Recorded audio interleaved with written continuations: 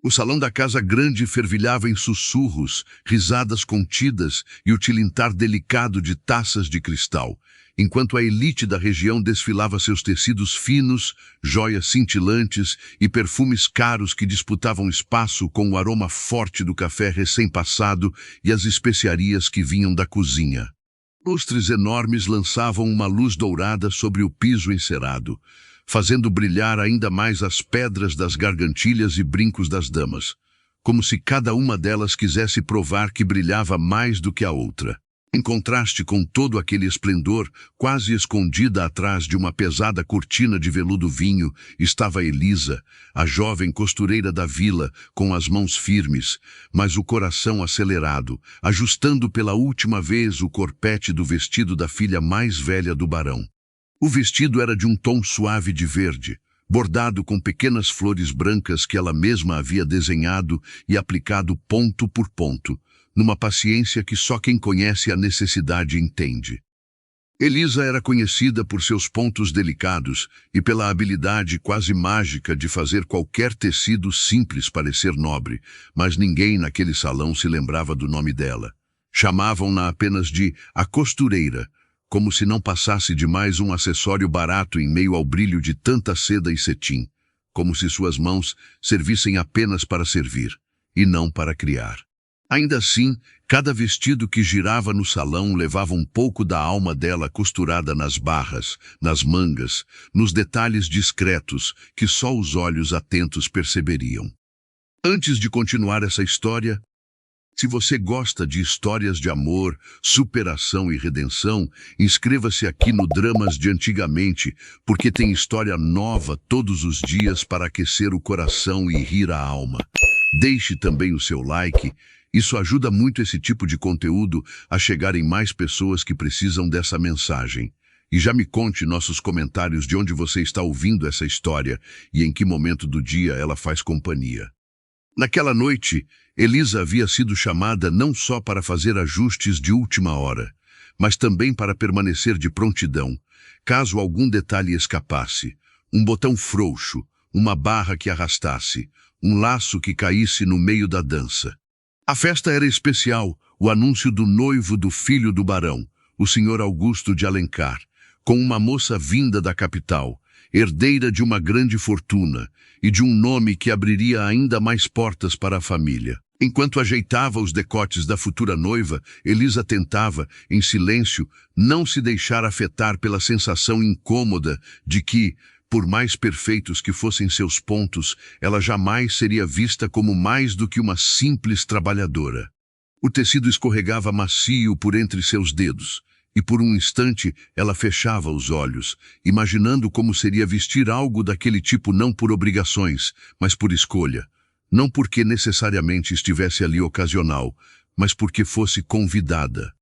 Está apertado demais, disse em voz baixa, quase tímida, a noiva, enquanto prendia os últimos ganchinhos na parte de trás do vestido. Um pouco, mas é assim que tem que ser, respondeu a moça da capital, com um sorriso treinado, olhando-se no espelho mais do que para Elisa. A beleza sempre cobra um preço, não é? Elisa sorriu de leve, sem responder.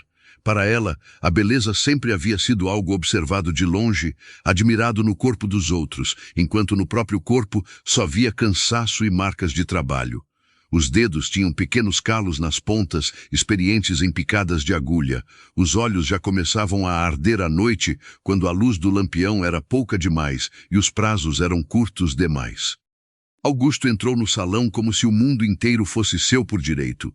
Alto, postura segura, sorriso que misturava charme e arrogância, o paletó feito sob medida caindo impecavelmente sobre os ombros. Ele cumprimentava cada convidado com a familiaridade de quem sabia que um dia todos ali dependiam ainda mais dele, quando assumisse de vez as terras do pai. Ele sabia ser gentil quando desejava, principalmente diante de quem considerava importante, mas também sabia ser cruel quando queria lembrar a todos a distância entre quem mandava e quem obedecia. Seus olhos, claros e frios, já tinham visto muita submissão para acreditar que alguém como Elisa pudesse significar algo além de um serviço bem feito. Enquanto conversava com alguns rapazes sobre negócios, colheitas e possíveis alianças futuras através de casamento, seus olhos pousaram, por acaso, no pequeno espelho posicionado ao lado da cortina. Nele, via-se refletida discretamente a figura de Elisa Técnicas no trabalho, mordendo discretamente os lábios inferiores enquanto ajeitava a costura, evitando não atrapalhar a movimentação elegante da noiva. Um dos amigos, percebendo o olhar dos herdeiros, comentou em tom de deboche, sorvendo um gole de vinho antes de falar. Até as costureiras andam se metendo nos salões agora, Augusto. Daqui um pouco vou dançar querer também. A frase caiu como veneno mascarado de brincadeira, e Augusto riu, alto o bastante para que vários convidados se voltassem na direção deles. O riso dele parecia autorização para que outros rissem também, como se a humilhação de alguém fosse apenas parte natural do entretenimento de uma noite de festa. Movido por uma necessidade quase infantil de mostrar poder, ele caminhou até onde Elisa estava, sem se importar com o rubor que já tomava o rosto dela ao perceber que todos a observavam. Cada passo dele ecoava firme pelo salão, contrastando com os passos leves das damas que se afastavam um pouco, abrindo espaço, curiosos para ver o que aconteceria. Elisa sentiu a presença dele antes mesmo de levantar os olhos. O cheiro do perfume caro se misturou ao leve aroma de sabão e linha que sempre a acompanhava, e por um segundo ela se lembrou de quando o via, ainda garoto, correndo pelo pátio, sujando-se de terra, antes de aprender a usar aquele tom de superioridade na voz. Afaste-se um pouco, menina, disse ele, com um tom de falsa delicadeza, estendendo a mão como se fosse ajudá-la, mas o gesto sendo mais uma ordem do que um convite. Está ofuscando o brilho da minha noiva com esse vestido tão simples. Algumas risadas discretas ecoaram ao redor deles, abafadas por leques que se agitaram e por mãos que cobriram bocas em gestos de fingida discrição. Elisa deu um passo atrás, baixando os olhos, sentindo cada gargalhada como uma agulhada no peito, mais dolorosa do que qualquer picada de linha torta em seus dedos calejados. Augusto, por favor, murmurou a noiva, mais por constrangimento do que por compaixão, ajeitando a saia como queria sair daquela situação sem se comprometer com nenhuma das partes. Mas, porra, ela só está fazendo o trabalho dela. Mas ele não se deu por satisfeito. Observei novamente Elisa, como se a analisasse de cima a baixo, o vestido azul desbotado, remendado em alguns pontos, os cabelos presos de forma simples, sem enfeites, as mãos marcadas pelo ofício. Trabalho. Ele repetiu, desta vez falando mais alto, para que ninguém perdesse uma palavra. Um dia talvez você aprenda que algumas pessoas nasceram para usar seda, e outras, para segurá-la enquanto os verdadeiros donos brilham. O silêncio que se abalou pareceu mais cruel do que o riso de antes. Houve quem desviasse o olhar, envergonhado, mas não o suficiente para reagir. Houve quem apertasse os lábios para conter um sorriso, achando graça da crueldade. Elisa sentiu o chão, fugiu por um instante, os olhos ardendo, mas engoliu o choro com a mesma disciplina com que, todos os dias, engolia o cansaço para terminar os pedidos das senhoras importantes da região. Ela queria responder, queria lembrar a ele que, sem suas mãos, nenhum daqueles vestidos seria digno das festas que tanto ostentavam. Quis perguntar se ele se lembrava de quando, anos antes, ainda menino, havia rasgado o casaco favorito e ela, ainda aprendiz, passara a noite costurando escondida para que o barão não o castigasse. Naquele dia, ele havia agradecido com um sorriso tímido, chamando-a pelo nome, como se a visse de verdade. Agora, porém, agia como se ela nunca tivesse passado de uma sombra. Mas Elisa sabia o seu lugar, ou pelo menos era isso que o mundo repetia todos os dias. Então, respirou fundo, curvou levemente a cabeça e murmurou apenas, "Com licença, senhor." Virou-se para instalar sua pequena caixa de linhas e agulhas, tentando se mover com dignidade, embora cada passo parecesse pesado demais, como se carregasse não apenas o próprio corpo, mas o peso de todas as vezes em que fora diminuído. No caminho até a porta lateral do salão, seus olhos se cruzaram com os da baronesa, que a observava em silêncio, expressão indecifrável, como se reconhecesse algo naquela dor, mas escolhesse, mais uma vez, não intervir. Ao sair para o ar frio da noite, Elisa deixou que uma única lágrima escapasse, escorrendo lenta pelo rosto.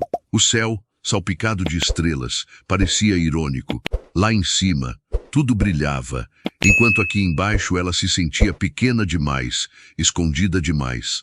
O caminho até a pequena casa, onde morava com a tia, era de terra batida, iluminado apenas pela lua e por algumas janelas ainda acesas na vila. A cada passo, as palavras de Augusto ecoavam na mente dela, misturadas com outras memórias antigas de comentários cruéis, de portas que se fechavam, de risos abafados às suas costas.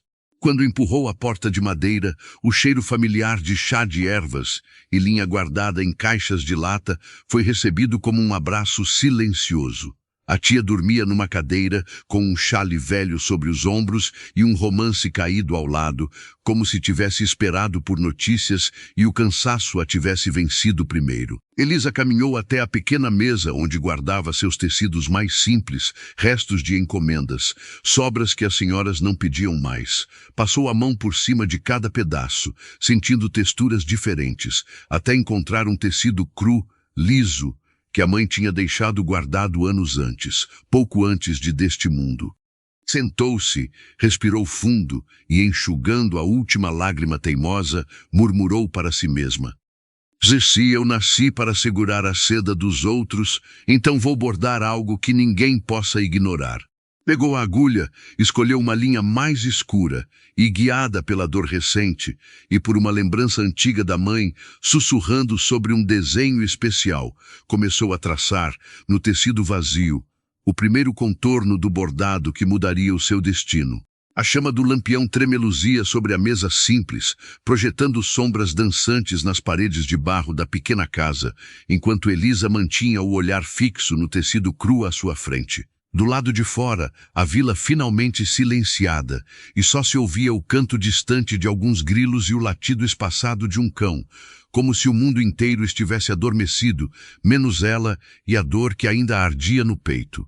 Os dedos, acostumados ao trabalho repetitivo, se moviam quase por instinto, mas naquela noite havia algo diferente em cada ponto que ela dava. Não era apenas uma costura para satisfazer o capricho de alguma dama importante. Era como se cada entrada e saída da agulha naquele tecido fosse uma resposta silenciosa às palavras de Augusto. Um jeito de costurar de volta a dignidade que ele havia tentado arrancar. Elisa respirou fundo, tentando rir o tremor leve que ainda sentiu nas mãos. O rosto dela, lavado há pouco com água fria, ainda guardava o rastro avermelhado das lágrimas que não conseguiu segurar ao lembrar das risadas no salão, dos olhares julgadores, da sensação de ser pequeno demais, num mundo que parecia gostar de lembrá-la disso. Sobre a mesa, ao lado do tecido, repousava uma pequena caixinha de madeira, já um pouco desgastada pelo tempo, com uma flor esculpida na tampa. Era uma das poucas lembranças da mãe, que havia partido cedo demais, deixando para a filha apenas algumas palavras, alguns conselhos e um prático de memórias que vinham à tona em noites como aquela. Elisa abriu uma caixinha com cuidado, como se temesse que qualquer gesto brusco pudesse desfazer o pouco que ainda lhe restava do passado. Lá dentro, além de alguns botões antigos e um pedaço de fita azul já desbotado, havia um pequeno pedaço de papel dobrado muitas vezes, amarelado, com as bordas gastas. Ela desdobrou o papel com delicadeza, revelando um desenho simples, feito à mão, um brasão estilizado, formado por 2 ramos de trigo cruzados, envolvendo uma pequena flor no centro, e acima, uma espécie de coroa discreta, sem muitos detalhes. Aquele símbolo a acompanhava desde criança, ainda que ela nunca tivesse entendido o que queria. Lembrava-se nitidamente da mãe, numa noite também iluminada apenas por um lampião fraco, dizendo em voz baixa: Um dia, se você se sentir pequena demais, borda isso, minha menina. Que é, mamãe? Ela perguntara, ainda com a inocência da infância. É um pedaço de uma história que não quis que fosse nosso, mas que corre no nosso sangue. A mãe responde, com um sorriso triste nos lábios. Na época, aquelas palavras não faziam muito sentido. Agora, porém, depois de ser tratado como alguém que só servia para segurar a seda dos outros, o desenho parecia chamar por ela, como se finalmente fosse hora de costurar no mundo aquilo que a mãe sempre guardava escondido. Elisa acomodou o papel ao lado do tecido e, com a ponta da agulha, começou a traçar levemente as primeiras linhas do brasão, marcando o contorno dos ramos de trigo. Os movimentos ainda eram inseguros, não pelo medo de errar o desenho, mas pela consciência de que, de algum modo, estava pensando com algo maior do que simples pontos em linha. Um pedaço de uma história que não quis que fosse nossa, repetiu em voz baixa, como se o eco das palavras da mãe lhe desse coragem. Ao costurar o primeiro ramo de trigo, lembrou-se das histórias que ouvia quando criança, sobre tempos em que a família dela havia vivido em terras próprias, antes de tudo ser perdido por dívidas, promessas quebradas e injustiças que ninguém mais comentava em voz alta. Lembrava-se de cochichos sobre um parente afastado, uma união proibida, um acordo desfeito com gente de nome e posse. Sempre houve o mesmo sobrenome sussurrado ao final dessas histórias, um sobrenome que agora estampava o portão da casa grande e os convites dourados da festa. Alencar. Elisa não sabia exatamente qual era a ligação entre sua mãe e aquela família, mas sabia que havia algo ali, escondido, costurado no silêncio de gerações. Talvez fosse apenas imaginação de uma menina que cresceu ouvindo fragmentos de conversas atrás de portas semiabertas. Talvez fosse uma verdade inconveniente que ninguém tivesse coragem de enfrentar.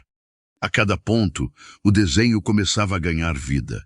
Os ramos do trigo se cruzaram com firmeza, como se representassem duas histórias entrelaçadas à força.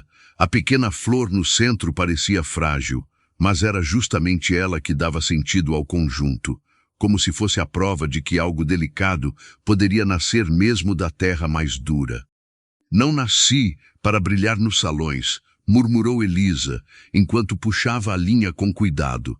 Mas talvez eu tenha nascido para lembrar aqueles que não estão tão acima de mim quanto pensam. Um vento entrou pela fresta da janela, balançando a chama do lampião e fazendo a sombra do bordado se alongar na parede. Por um segundo ela teve a impressão de ver, aquela sombra distorcida, não apenas um brasão, mas a silhueta de algo maior. Um passado reclamando espaço no presente, uma história se recusando a permanecer esquecida. A tia se remexeu na cadeira, abrindo os olhos devagar, sonolenta. Ainda acordada, menina? Perguntei, com a voz rouca de quem havia cochilado sem querer. Só estou terminando um bordado. Tia, respondeu Elisa, tentando soar tranquila. A mulher mais velha se clamava com algum esforço e se movia da mesa, apertando os olhos para enxergar melhor o desenho que tomava forma no tecido. Quando conheceu o brasão, o corpo inteiro dela pareceu ficar tenso, como se um susto antigo tivesse acontecido de repente. Onde você conseguiu isso? Maratia disse, num sussurro aflito, apontando com o dedo trêmulo para o símbolo. Mamãe me deu, respondeu Elisa, baixando um pouco o olhar, mas sem esconder o tecido. Disse que era um pedaço de uma história que não queria que fosse nossa. A tia fechou os olhos por um instante, respirando fundo, como se estivesse brigando com lembranças que preferia manter enterradas. Caminhou até a janela, seguiu um pouco a cortina e olhou para a direção da casa grande, cuja silhueta ainda se destacava na colina, mesmo à distância. Há coisas que é melhor deixar como estão, Elisa murmurou, ainda olhando para fora. Essa gente lá de cima não gosta quando o passado volta para cobrar o que foi tomado. Agora vamos ver quem é que só nasceu para segurar a seda dos outros.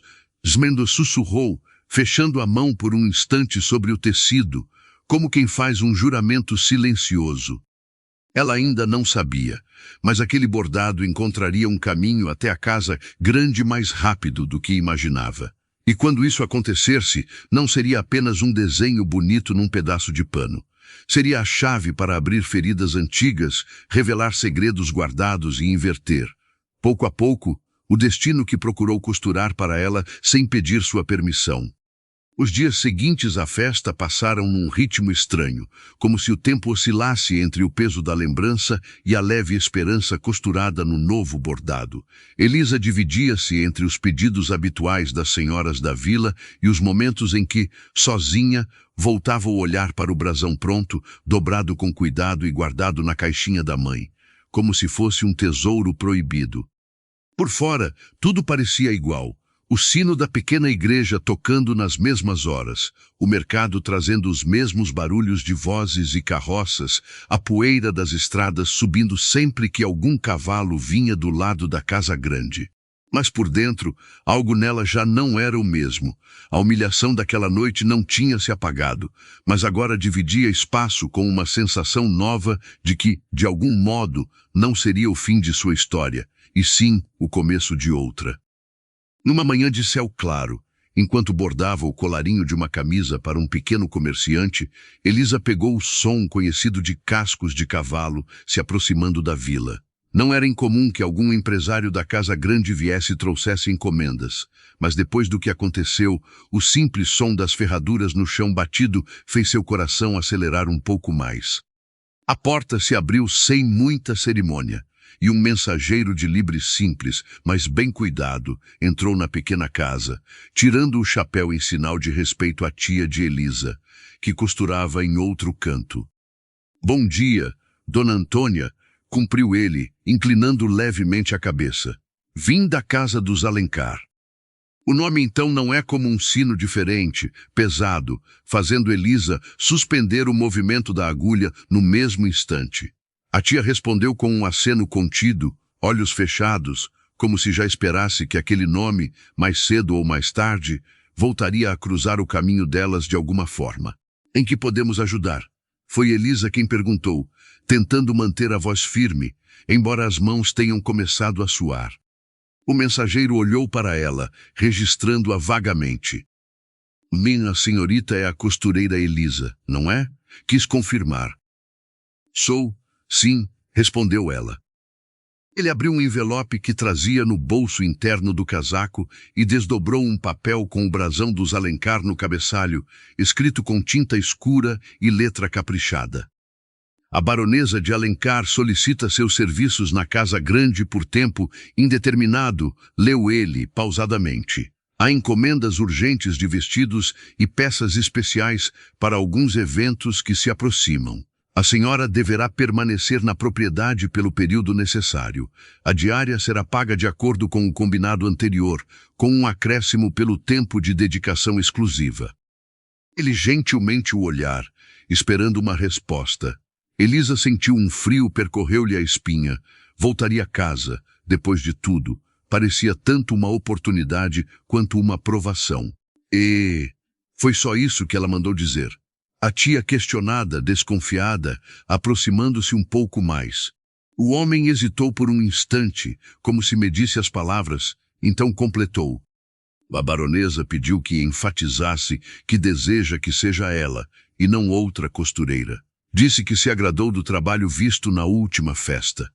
As lembranças da noite do noivo vieram como um golpe rápido.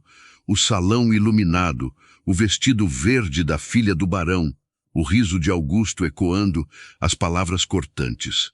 Mas, misturada com essas cenas, Elisa se lembrou também do olhar silencioso da baronesa quando ela saiu, humilhada, pela porta lateral. Não havia zombaria naquele olhar. Havia algo mais difícil de decifrar, quase como se, por trás da postura, houvesse uma pergunta que nunca chegou a ser feita. "Quando devo me apresentar?" perguntou Elisa, respirando fundo. "Amanhã, ao amanhecer", respondeu o mensageiro. "Um dos criados virá buscá-la na encruzilhada perto da igreja. Leve apenas o necessário para alguns dias de trabalho." Ele entregou o papel à tia, que o leu rapidamente, confirmando que estava tudo ali como aqui. Depois, com outro leve aceno, o homem recolocou o chapéu e se retirou, deixando para trás o eco do nome da família que dividia, há anos, a história daquelas terras com a história da própria família de Elisa. Logo que ficou a sós, a tia foi a primeira a falar. "Você não é obrigada a aceitar, Elisa. A voz dela misturava preocupação e algo que se parecia com temor antigo. Depois do que aquele rapaz fez com você, eu não ia achar errado se você dissesse não. Elisa olhou para o papel sobre a mesa, para a assinatura da baronesa e o brasão dos Alencar estampado no topo. Lembrou-se então do outro brasão, o que estava guardado na caixinha da mãe, tão parecido e, ao mesmo tempo, tão diferente. Talvez seja exatamente por causa do que aconteceu que eu tenha que ir, disse ela, devagar. Não vou voltar lá como quem implora atenção, tia. Vou voltar como quem sabe costurar, como quem tem algo que eles precisam. A tia passou a mão pelo rosto, cansada. Eu tenho medo de que essa casa possa fazer com você, confessou. Essa família já levou muito da gente, mesmo quando fingia não saber. E se for uma hora de levar alguma coisa de volta? Retrucou Elisa com doçura, mas firmeza, nem que seja só a verdade. Naquela noite, Elisa arrumou uma pequena trouxa com poucas roupas, alguns carretéis de linha, suas melhores agulhas e o dedal de metal que herdara da mãe.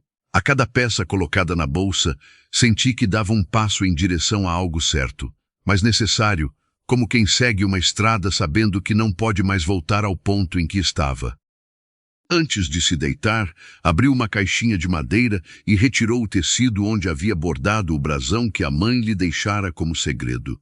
Por alguns instantes, ficou em dúvida se deveria levá-lo consigo ou deixá-lo em segurança ali, longe dos olhos da família Alencar. Se eu deixar aqui, ele vai continuar sendo só um segredo nosso, murmurou. Se eu levar, pode ser que o mundo mude. Ou pode ser que tudo deva ser feito de vez. Os dedos passaram delicadamente sobre o bordado, apalpando o nível de relevo do desenho. No fundo, ela sabia que aquele símbolo não tinha sido feito para ficar escondido numa caixinha para sempre, assim como sabia que não poderia passar a vida inteira aceitando o lugar que os outros decidiam para ela. Decidida, dobrou o tecido com cuidado e o colocou no fundo da bolsa, por baixo das roupas, como quem guarda uma arma silenciosa, das que não machucam a pele, mas podem prejudicar o orgulho de quem se acha intocável. Que Deus me proteja e que proteja você também, murmurou a tia, antes de apagar o lampião, depois de vê-la deitar. Se a casa grande te chamou, é porque alguma coisa está para mudar.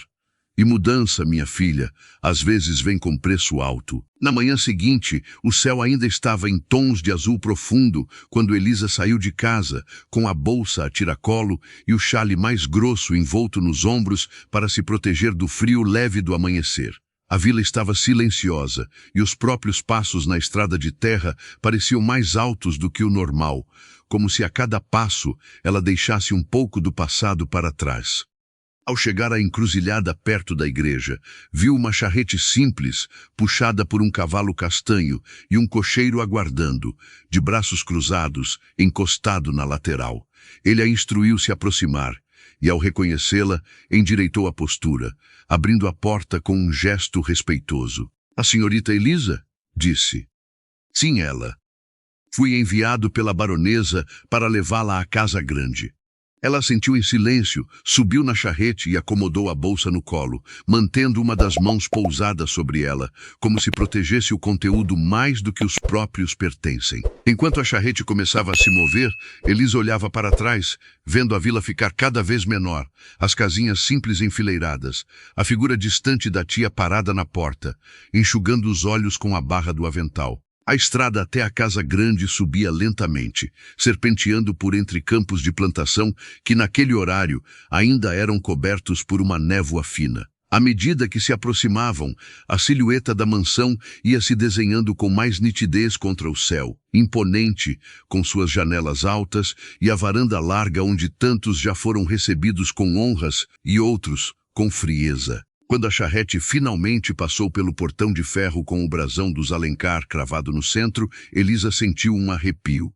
Naquele momento, só pude pensar que, escondido no fundo da bolsa, havia outro brasão, outro símbolo, costurado por mãos que nunca tiveram permissão de entrar ali como iguais. A charrete parou diante da entrada principal, e um criado abriu a porta antes mesmo que o cocheiro pudesse descer. Com um último suspiro fundo, Elisa ajeitou o xale, desceu com cuidado e implica o olhar para a fachada da casa grande, sentindo que, de alguma forma, aquele encontro entre o passado de sua família e o orgulho dos Alencar estava prestes a começar. Ela ainda não sabia como, nem quando, mas tinha a sensação nítida de que o bordado que carregava consigo não era apenas uma lembrança da mãe. Era a chave de uma porta que, uma vez aberta, ninguém mais conseguiria fechar. Assim que atravessou o grande vão da porta principal, Elisa sentiu o cheiro familiar da casa grande. Uma mistura de madeira encerada, flores recém-colhidas e um leve traço de naftalina vindo dos quartos menos usados. O chão de mármore claro refletia parte da luz que entrava pelas janelas altas, e os retratos de família alinhados pelas paredes observando-a com olhos antigos, avaliando se ela tinha ou não o direito de pisar ali. Um criado a guiou em silêncio por um corredor comprido, passando por portas fechadas de onde vinham filhos abafados. Talheres, passos apressados, alguma risada distante. Elisa caminhava com a bolsa firme junto ao corpo, o coração acelerado, sentindo que cada passo a levava mais fundo, não apenas na mansão, mas em uma parte da história que até então só conhecia por fragmentos de lembranças. A baronesa vai receber ela na sala de costura, informou o criado, abrindo uma porta lateral. Elisa entrou e seguiu imediatamente o ambiente. Já estava ali antes, em outras graças, quando veio apenas para fazer ajustes rápidos e depois foi dispensada sem muita cerimônia. Era um cômodo amplo, com uma grande janela voltada para os jardins, uma mesa comprida, manequins de madeira e araras com vestidos suspensos, alguns em progresso, outros cobertos por tecidos finos para proteção. Sobre a mesa, descansamos rolos de tecido, linhas coloridas, rendas delicadas e algumas anotações feitas com letra elegante. Tudo ali exalava organização e controle, como se até as dobras dos panos ocupassem um lugar exato para existir. A baronesa de Alencar entrou alguns instantes depois, sem alarme, mas sua presença preencheu a sala como se fosse mais alta do que realmente era. Usava um vestido de tom sóbrio, sem muitos adornos, mas de corte impecável, e trazia no rosto a expressão serena de quem aprendera, ao longo dos anos, a não demonstrar tudo o que pensa. "Bom dia", Elisa disse ela, chamando-a pelo nome, o que já surpreendeu a jovem costureira. "Bom dia, senhora baronesa", respondeu Elisa, inclinando levemente a cabeça num misto de respeito e cautela. A baronesa caminhou até a mesa, apoiou as mãos sobre o tampo de madeira e inspirou por um momento alguns dos tecidos ali estendidos. "Pedi que chamassem você porque me lembro muito bem do trabalho das suas mãos começou, sem rodeios. Na noite do noivo do meu filho, os pontos que naquele vestido verde eram seus, não eram?" "Sim", senhora, confirmou Elisa, com a voz baixa, tentando manter o olhar firme. "Fui eu quem finalizei o vestido." A baronesa concordou devagar, como se confirmasse algo que já sabia. "E também me lembro de ter visto sair pela porta lateral, naquela mesma noite contínuo, olhando agora diretamente para ela. Não pareceu sair feliz." As palavras pairaram no ar, fornecidas de um subentendido que faziam referência à humilhação sofrida diante de todos. Elisa sentiu o rosto aquecendo por dentro, como se revivesse o momento, mas respirou fundo e respondeu com dignidade: "Peço desculpas se causar algum incômodo, baronesa. Não era minha intenção chamar atenção." "O incômodo não foi causado por você", rebateu a baronesa, com firmeza, surpreendendo-a. "Foi causado por quem não sabe medir as próprias palavras." Houve um breve silêncio. Elisa percebeu, naquele instante, que a mãe de Augusto não era cega ao comportamento do filho, ainda que não o tivesse repreendido na frente de todos.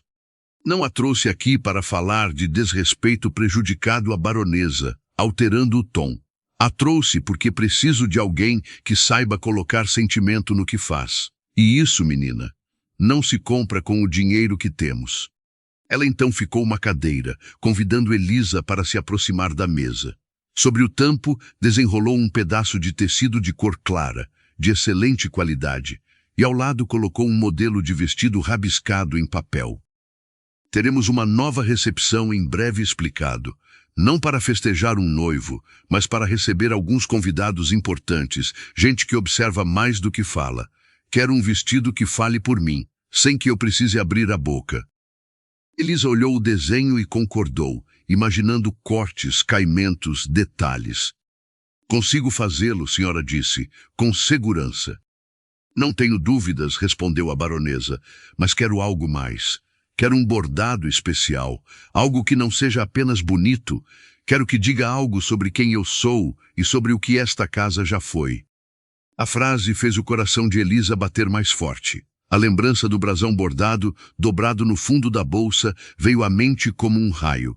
Por um instante, quase conseguia ouvir a voz da mãe novamente. Um dia, se você se sentir pequena demais, borda isso, minha menina. É um pedaço de uma história que não quisam que fosse nossa. A senhora tem algum símbolo em mente? Perguntou Elisa, escolhendo as palavras com cuidado. A baronesa encarou a janela por alguns segundos, observando os jardins lá fora, antes de responder. Esta família sempre teve símbolos demais, murmurou.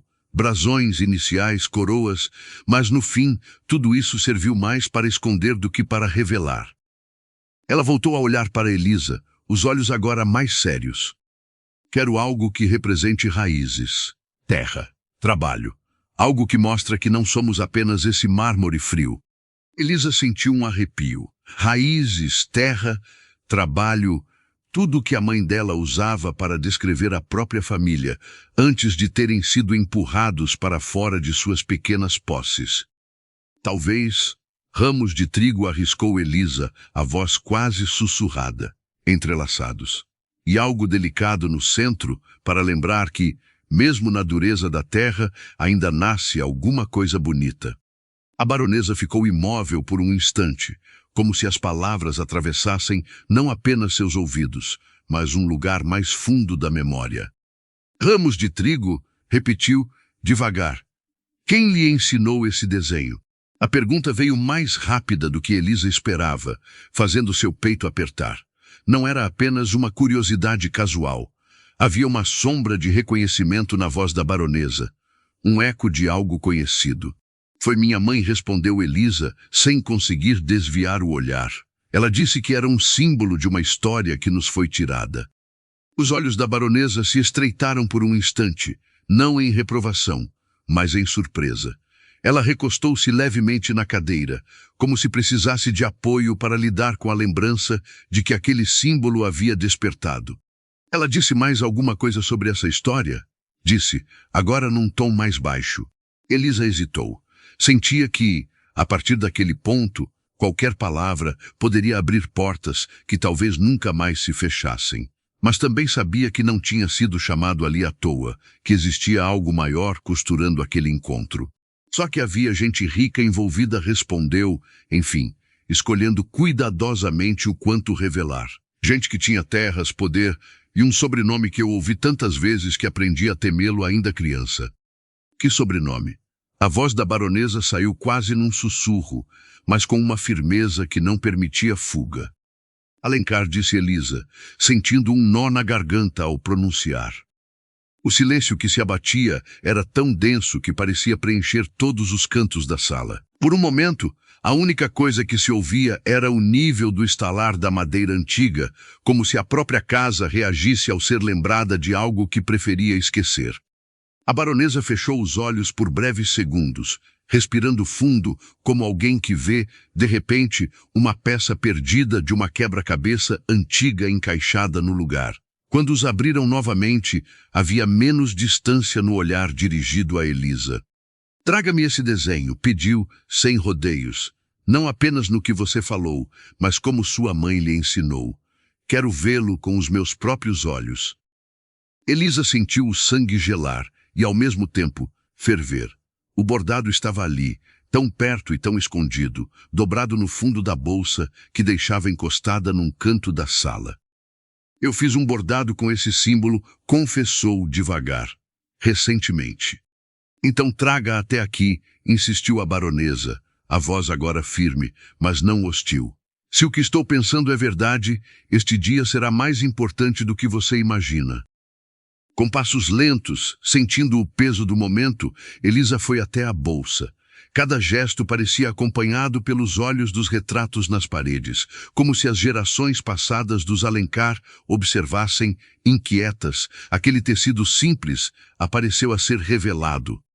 Ela abriu a bolsa, retirou cuidadosamente o tecido dobrado e, por um instante, segurou-o contra o peito, como se ainda tivesse tempo de voltar atrás. Mas a voz da mãe ecoou de novo em sua memória, suave e firme. Um dia, se você se sentir pequena demais, borda isso, minha menina. E não tenha medo de quem tenta te diminuir. Elisa voltou até a mesa e, com mãos que tremiam levemente, desdobrou o tecido na frente da baronesa. Ali estava o brasão, os 2 ramos de trigo cruzados, uma pequena flor no centro, a sugestão de uma coroa discreta acima, tudo feito com pontos precisos, carregados de um sentimento que ia muito além da técnica. Ao ver o desenho, a baronesa levou a mão à boca, como se tentasse conter um sobressalto. Os olhos, antes tão controlados, encheram-se de uma emoção de decifrar entre surpresa, dor e algo muito parecido com culpa.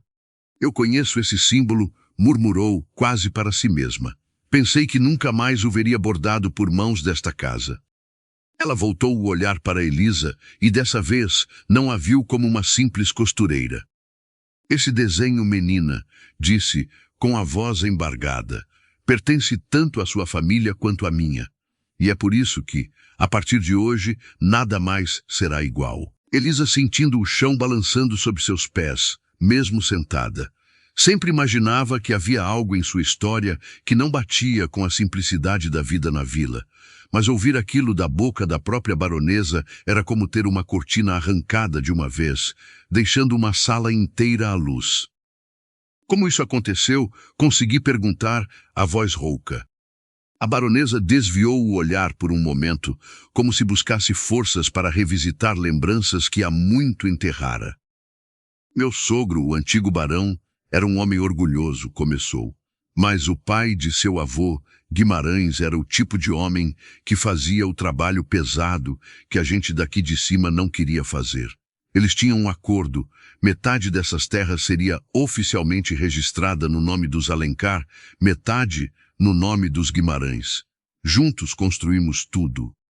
Ela abriu os dedos contra a madeira da mesa, como se segurasse algo invisível. Só que com o tempo, a ambição falou mais alto, prosseguiu. Dívidas surgiram a surgir, papéis foram assinados às pressas, promessas foram quebradas. E num ponto certo, o que era um acordo virou uma tomada silenciosa. O brasão dos Guimarães desapareceu das festas. O símbolo deles foi apagado das paredes. E o que sobrou foi essa casa, oficialmente apenas dos Alencar. Elisa engoliu em seco, com os olhos marejados. Minha mãe dizia que tiraram da nossa família algo que nunca deveria ter tirado, murmurou. Mas também disse que a gente era pequena demais para lutar contra quem tinha o poder. Ela não estava errada, admitiu a baronesa. Na época, qualquer tentativa de enfrentamento teria custado caro demais. E para ser honesto, nem todos aqui dentro tiveram coragem de ir contra o próprio sangue.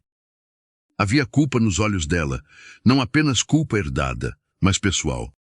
Eu me calei, confessou, baixando o olhar por um segundo. Eu era jovem, recém-chegada nessa família, e me disseram que esse era o preço da estabilidade. Que era assim que as coisas eram, que os ricos ficaram com mais e os pobres ficaram com menos. Eu não tinha sua coragem, menina. Eu aceito. Elisa sentiu uma mistura de estranhamento e revolta.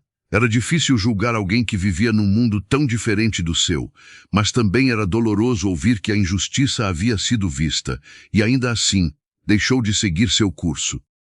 E minha mãe, disse, num fio de voz. Ela falou de um amor que não deu certo, de uma promessa que não foi cumprida.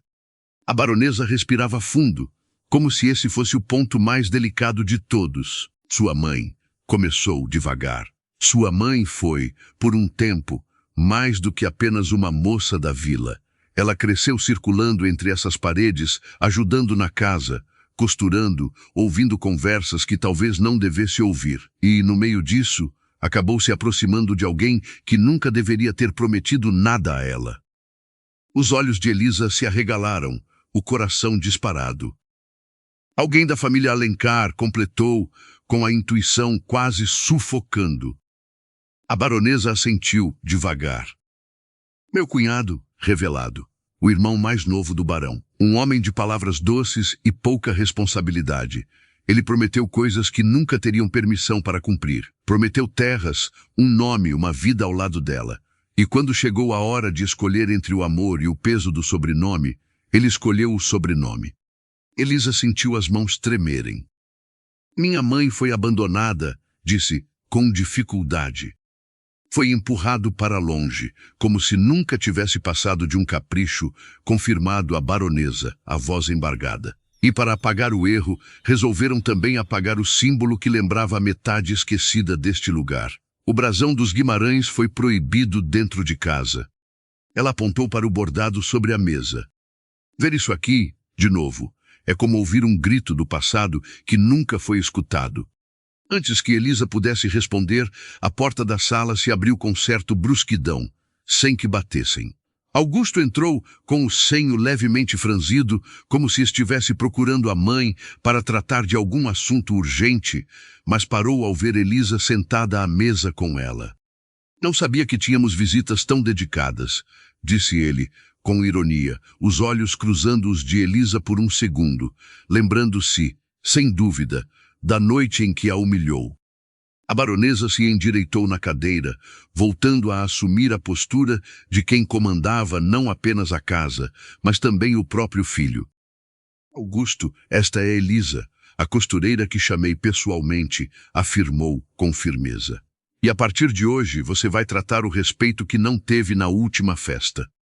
Ele arqueou uma sobrancelha, surpreso com a dureza do tom. Mãe, estamos realmente discutindo modos por causa de uma costureira, retrucou, num riso breve. Eu tenho assuntos mais urgentes para cuidar. Não mais urgentes do que isso, cortei a baronesa. Sente-se.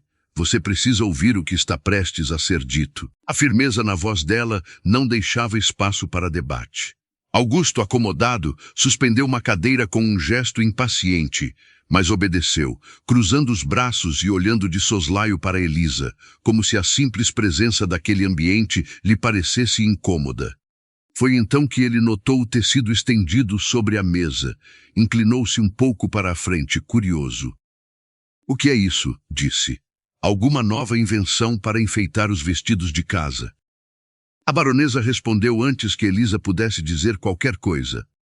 Isso, Augusto, é um símbolo que você deveria conhecer, mas que os homens desta família fizeram questão de apagar. Ela empurrou levemente o tecido na direção dele. Reconhece. Ele observou o desenho por alguns instantes, franzindo o senho. Não, admito. Parece um brasão qualquer de gente da roça, ramos de trigo, uma flor, não é coisa nossa. É exatamente aí que você se enganou, retrucou a baronesa. Isso é coisa nossa. Tão nossa quanto essas terras. Tão nossa quanto das pessoas que você acha que nasceram apenas para segurar a seda que você usa. Houve uma tensão súbita no ar. Augusto olhou a mãe para Elisa, evidentemente confuso com a gravidade do momento. Do que você está falando, mãe? Disse, a impaciência dando lugar a uma ponta de inquietação. Estou falando de uma parte da nossa história que foi tomada de outra família, respondeu ela, e de uma moça que, sem saber, acabou bordando no tecido a prova viva de que os Alencar não são os únicos donos deste lugar. Os olhos dele voltaram para Elisa, agora com outro tipo de atenção. Que história é essa? Insistiu. Elisa, com o coração acelerado, respirou fundo. Pela primeira vez, diante dele, não se sentiu apenas diminuída. Carregava consigo um pedaço de verdade que nem ele, com toda a sua arrogância, tinha poder de ignorar. A história da minha família, disse ela, sem desviar o olhar. A história dos Guimarães. E a história de tudo o que foi tirado deles, para que você pudesse crescer achando que esse chão era só seu. O rosto de Augusto endureceu. Você está me chamando de ladrão, reagiu, a voz subindo um tom. Estou dizendo que você herdou mais do que terras e um sobrenome, respondeu Elisa, com calma dolorida. Herdou também o silêncio de quem foi deixado de fora da história oficial. E agora esse silêncio está bordado nessa mesa. A baronesa se detém firme. Augusto, disse, num tom que misturava ordem e aviso. Você vai aprender, goste ou não, que esta casa não foi construída apenas sobre o esforço de nossa família. Houve outros nomes, outras mãos, outros corações. E um deles está sentado bem na sua frente. Por um instante, ele pareceu querer reagir com o mesmo desprezo de sempre, mas algo na postura de Elisa o fez hesitar. Ela já não estava encolhida num canto, segurando apenas uma caixa de linhas. Estava com o símbolo de uma história inteira sobre a mesa, lado a lado com a mãe dele. O que você quer, afinal? Disse ele, olhando-a. Dinheiro, reconhecimento, um lugar à mesa. Elisa segurou o próprio pulso sob a mesa para conter o tremor. Quero respeito, respondi sem titubear. Quero que, quando você olhar para mim, lembre-se de que não está falando com alguém que só nasceu para segurar a seda dos outros. Está falando com alguém cuja família ajudou a erguer o chão onde você pisa. A baronesa concordou, discretamente, como quem dava apoio silencioso e corajoso. E a partir de hoje, completou, cada ponto que eu der nessa casa vai carregar essa verdade. Seja no vestido da senhora sua mãe, ou em qualquer tecido que um dia você tenha a ousadia de vestir. Augusto abriu a boca para responder, mas pela primeira vez pareceu não encontrar as palavras de imediato. Em vez disso, disse-se bruscamente, empurrando a cadeira para trás. Isso é um absurdo, resmungou, mais para si do que para elas. Não vou ficar aqui ouvindo sermão sobre coisas que aconteceram antes de eu nascer. Mas vai sentir as consequências dessas, retrucou a baronesa, em tom firme. Quer você queira, quer não. Ele lançou um último olhar para Elisa, um olhar em que orgulho ferido e curiosidade desconfortável se misturavam, e saiu da sala, batendo a porta com mais força do que o necessário. Sozinhas novamente, baronesa e Elisa encontraram-se em silêncio por alguns segundos. Então a mulher mais velha se inclina para a frente e disse, num tom mais baixo e íntimo. Você pediu respeito, menina. Fez uma breve pausa, e vai tê-lo. Mas isso vai exigir coragem, porque essa casa não gosta quando alguém mexe nas costuras da sua história.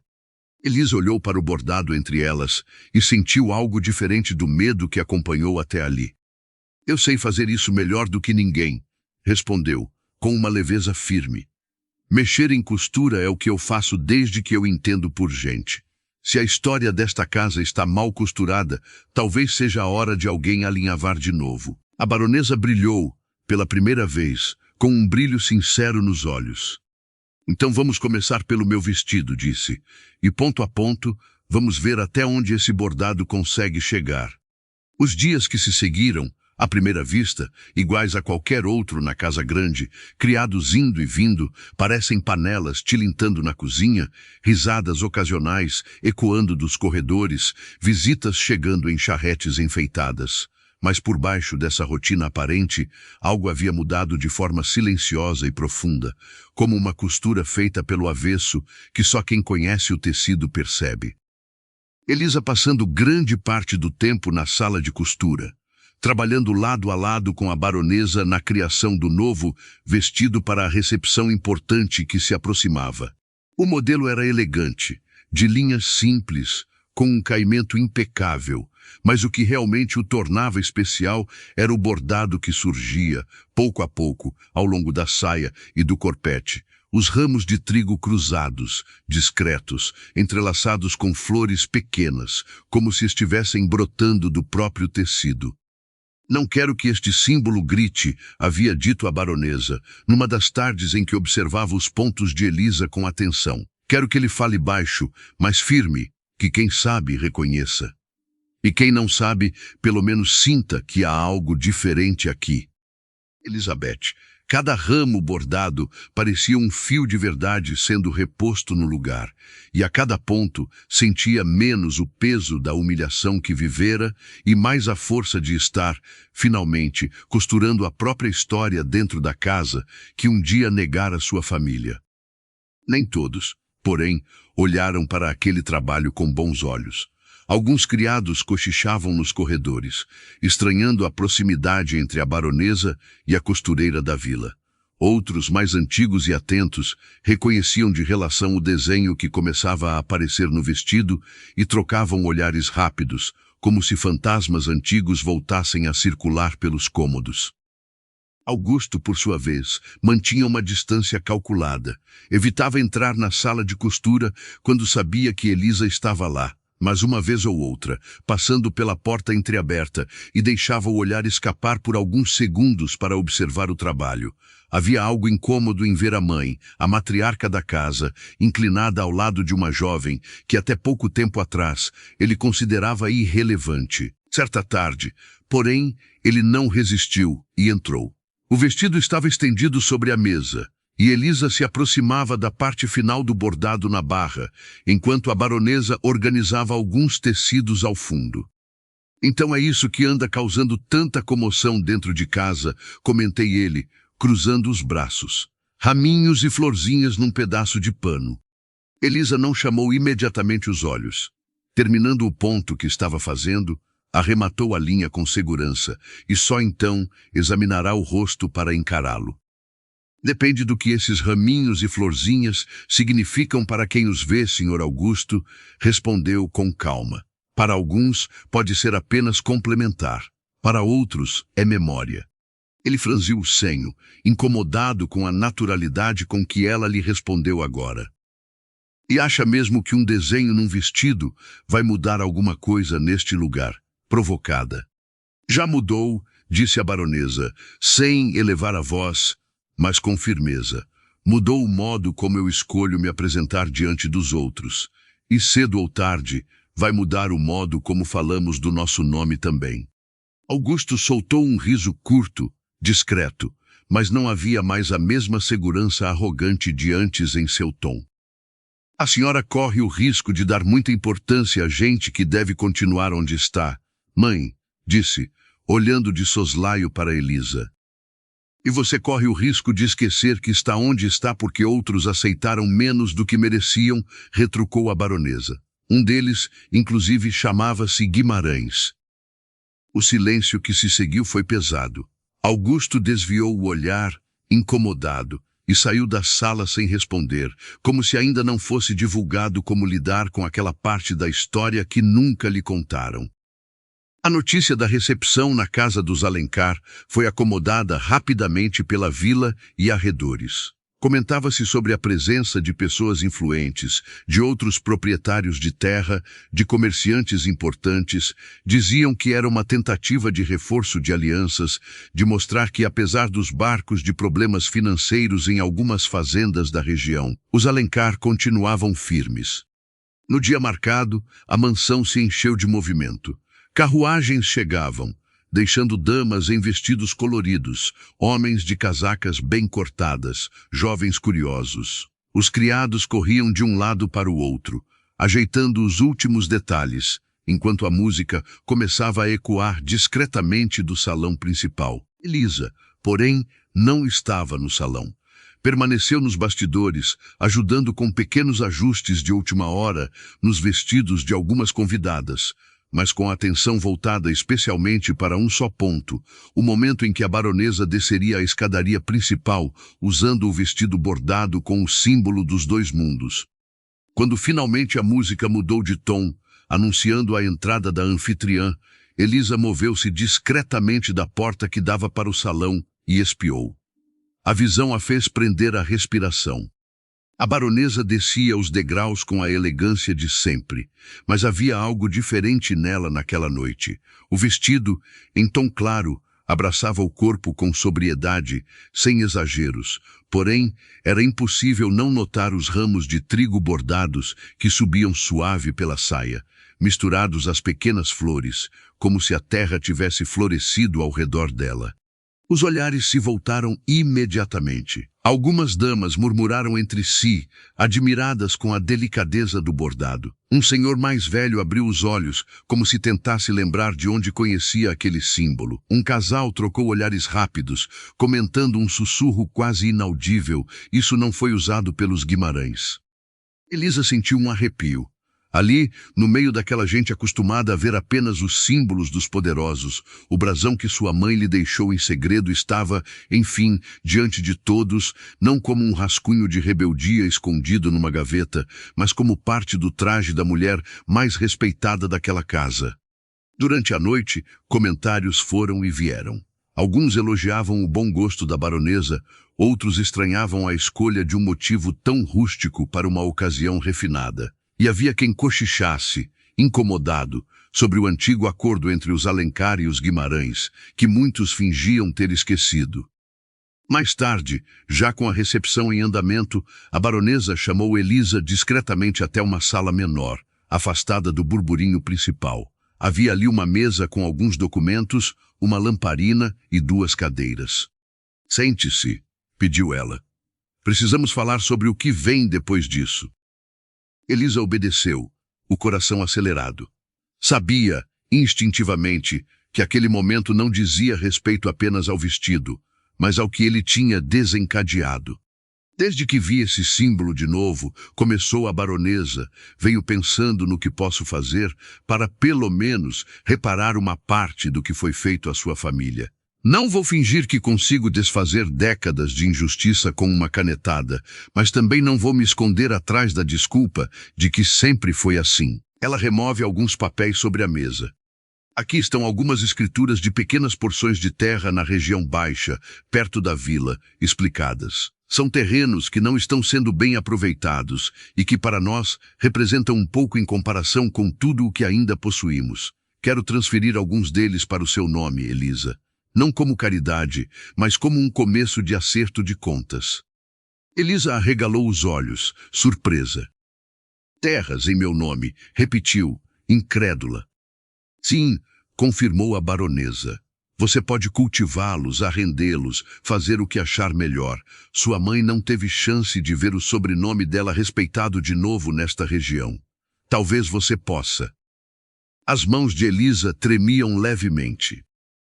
"Você está me oferecendo isso por culpa", disse, com sinceridade cortante. "Ou porque eu realmente vejo como alguém que tem direito a isso?" A baronesa sustentou o olhar dela. "Culpa sem ação não serve para nada, menina", respondeu. "E direito é uma palavra que pouca gente aqui leva a sério quando se trata dos de baixo. Mas sim, acredito que você tem mais direito a um pedaço desta terra do que muitos que assinam papéis sem nunca terem sujos as mãos nela." Houve um momento de silêncio, em que Elisa parecia pesar não apenas a oferta, mas tudo o que viria junto com ela. "Se eu aceitar esses terrenos", murmurou, "não estarei também ajudando a limpar a consciência dos Alencar." Talvez um pouco, admitido a baronesa, sem se esquivar. "Mas também vou dar um passo para que o nome Guimarães não seja lembrado apenas como o de quem perdeu tudo. Estará mudando a forma como sua história é contada." Elisa respirou fundo. Aquela não era uma decisão simples. Poderia significar ao mundo a impressão de que tudo estava resolvido com alguns hectares de terra, quando, na verdade, havia dores que não se mediam em medidas de campo. Mas recusar seria também negar a si mesma e à memória da mãe a chance de recomeçar em um lugar que eles haviam sido tirados. "E o que a senhora espera de mim em troca?", disse, por fim.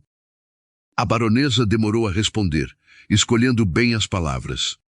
"Espero que continue sendo quem é", disse, "que não se deixe engolir nem pela amargura, nem pela vaidade. E espero, se você aceitar, que use o que receba não apenas para si, mas para mostrar a outros que gente como você pode, sim, ter nome, ter terra, ter voz." Houve outra pausa. A baronesa então acrescentou, num tom mais baixo: "E espero também que me permita, ainda que tardiamente, me colocar ao seu lado e não acima de você." As palavras tocaram um lugar profundo em Elisa. Não apagaram o passado, mas acenaram para um futuro onde ela não precisaria mais se ver apenas como uma moça que segura a seda dos outros, e sim como alguém que escolhe o próprio tecido da vida. Eu preciso pensar, disse, com honestidade. Não quero decidir por impulso, seja por raiva ou por gratidão. É exatamente assim que deve ser, respondeu a baronesa. Pense. Se você quiser escolher, saiba que a porta desta casa não se fechará mais para você como antes. Naquela noite, depois que a recepção terminou e a música silenciada, Elisa voltou ao pequeno quarto que ela tinha destinado na ala dos empregados mais próximos. Sentou-se na cama, tirou de dentro da bolsa o tecido com o brasão original e colocou no colo, ao lado dos papéis com os possíveis terrenos em seu nome. De um lado, o símbolo da história que lhe foi negada. Do outro, a oportunidade de escrever um novo capítulo. Lembrou-se das palavras da tia, mudança, minha filha, às vezes vem com preço alto, e das da mãe sobre o bordado que representava uma história que corria no sangue, mesmo quando o mundo fingia não ver.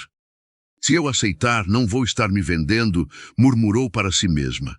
Vou estar cobrando, ainda que tarde, por algo que nunca deveria ter sido tirado. Mas também sabia que, ao aceitar, entraria de vez em um jogo de olhares, julgamentos e resistências. Haveria quem a invejasse, quem acusasse de se aproveitar, quem a desprezasse ainda mais por ousar subir. Haveria, talvez, até quem desejasse ver-o cair para provar que cada um deve ficar no seu lugar. Elisa fechou os olhos por um momento, respirando fundo. Quando os abriram, havia menos medo e mais claro. Se o destino me tentou bordar como coadjuvante, sussurrou, está na hora de eu mesma pegar a agulha. Guardou novamente o bordado na caixinha, mas deixou os documentos sobre a mesa, à vista, como quem aceita olhar de frente para o que está prestes a decidir. Sabia que, ao amanhecer, teria uma resposta, e qualquer que fosse, não seria apenas sobre terras ou sobre perdão. Seria sobre quem ela escolheria ser a partir de dali, uma costureira que se resigna à humilhação, ou uma mulher que transforma um bordado em ponto de virada da própria história. A manhã chegou devagar, trazendo consigo o canto dos pássaros e o cheiro do café sendo preparado na cozinha distante da casa grande. Elisa dormia um pouco, mas não por angústia. A mente estava ocupada demais organizando pensamentos, pesando cada palavra da baronesa, cada olhar dos convidados na recepção, cada ponto do bordado que agora parecia pulsar com vida própria. Quando se clamou, lavou o rosto com água fria, penteou os cabelos com cuidado e vestiu seu melhor vestido, ainda simples, ainda remendado em alguns pontos, mas limpo e digno, como quem se prepara para uma que não pode ser tomada de qualquer maneira.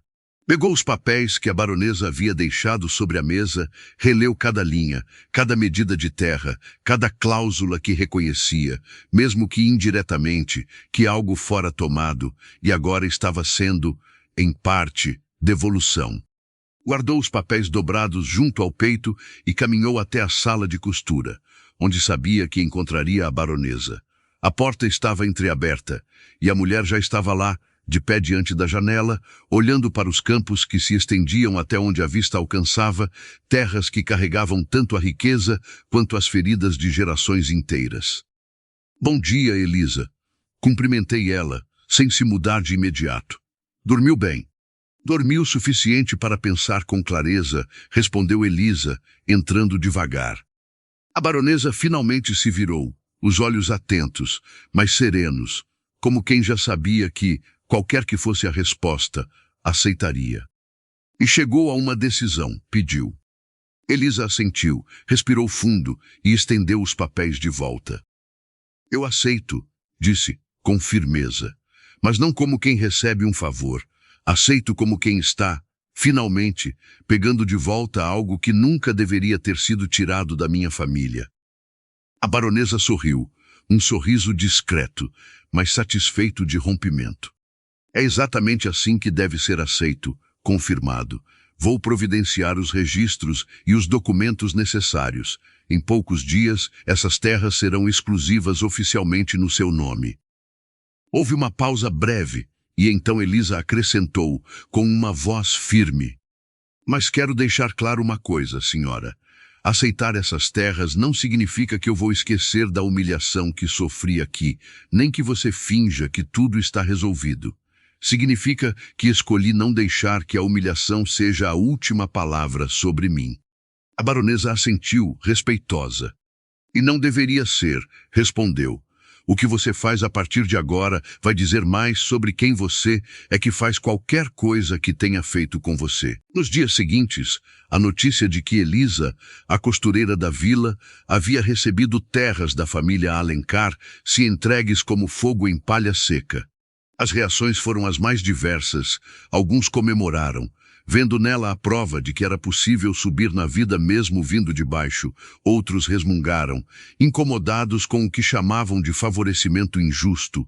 Havia ainda quem cochichasse que ela havia seduzido alguém importante para conseguir aquilo, incapazes de acreditar que uma mulher simplesmente pudesse conquistar algo por mérito ou justiça.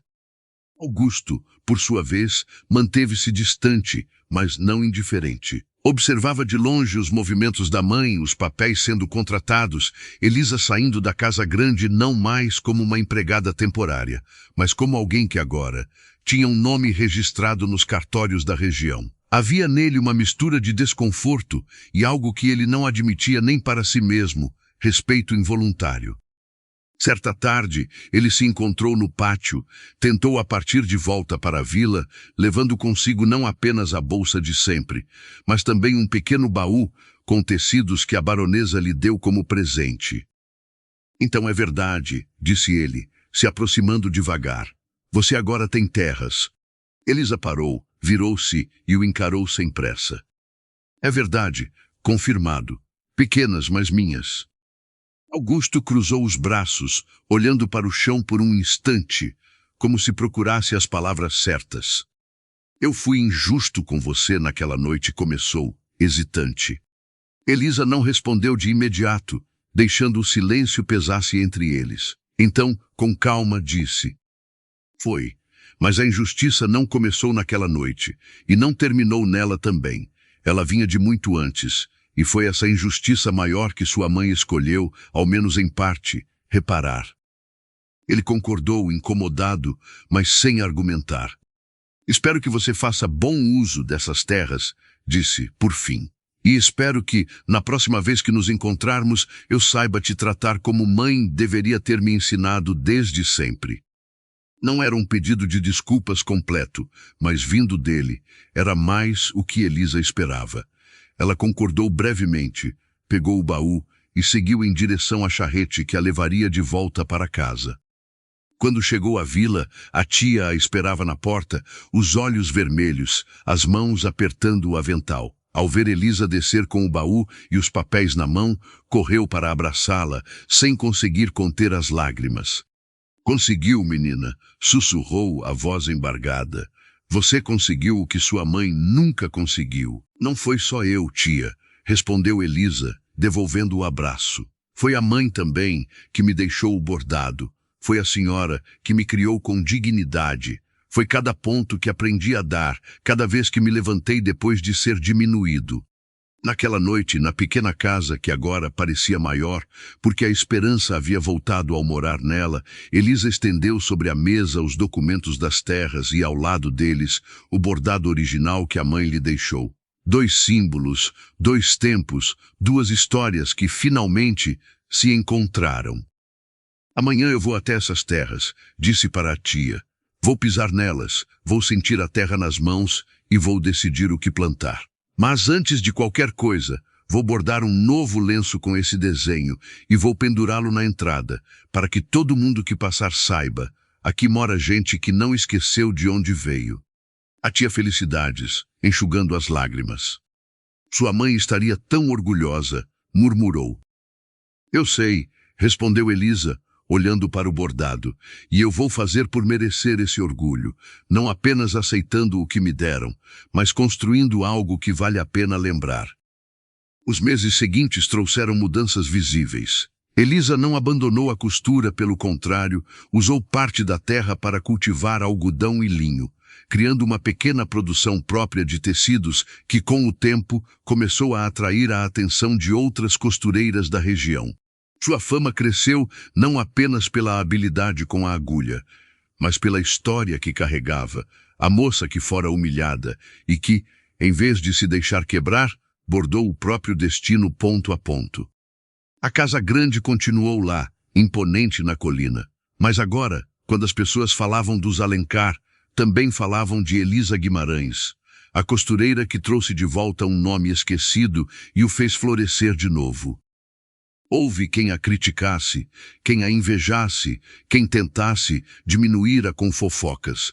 Mas sempre que alguém duvidava do lugar dela, Elisa simplesmente mostrava o bordado que agora ornamentava não apenas seus lenços, mas também os vestidos que vendia, as toalhas que trocava no mercado, os presentes que dava aos que confiavam nela.